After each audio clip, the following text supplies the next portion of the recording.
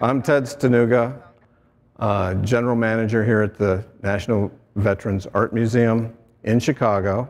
When a veteran tells a story of their experience in war, and they're honest about it, people that hear it don't generally want to follow and go to war.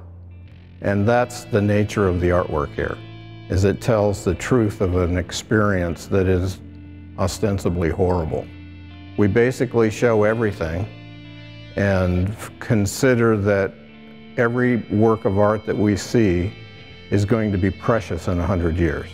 So we're pleased to get it into the collection and pleased to exhibit it. It amazes all of us that it tends to all have the same meaning, and that is to avoid war at all costs. This exhibit is looked over, and it's 8 women veterans from Iraq and Afghanistan speaking about their experience of deployment. And it's specific about military sexual trauma. MST is a new term that is finally being looked at, and for a long time has always affected women in the military.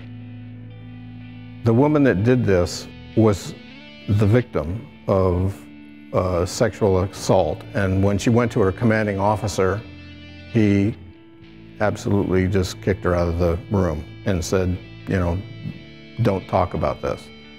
So the only way that she could get through the rest of her tour was to write it on the inside of her uniform and wear it. And when she got out, she realized she had a workshop. And so these are the result of a workshop, and when viewers come to terms with what that means, they're overwhelmed and cry a lot of times. This piece behind me with the submarine is done by a woman from World War II, talking about what it was like to be accosted by an officer during World War II. Radical vulnerability starts with its title. What is radical vulnerability? We've been asked that many, many times.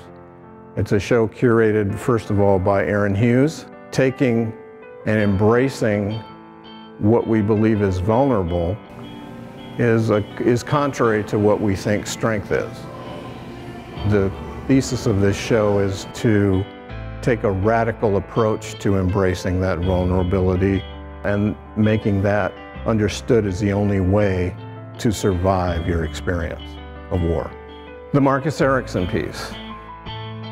Yes, Marcus was on his way in the first Gulf War from Fallujah to Baghdad, and he saw a soldier flailing on the side of the road, obviously in horrible condition. As he approached this person the first time himself, that created trauma that he is trying to live through now. And so he does that by watching other people approach this sculpture, and then therein lies the art. It's his desert angel, is what he calls it. Here we have PTSD, and the only way to heal it is to tell the story. This museum provides a way to tell the story, and that's why I'm here.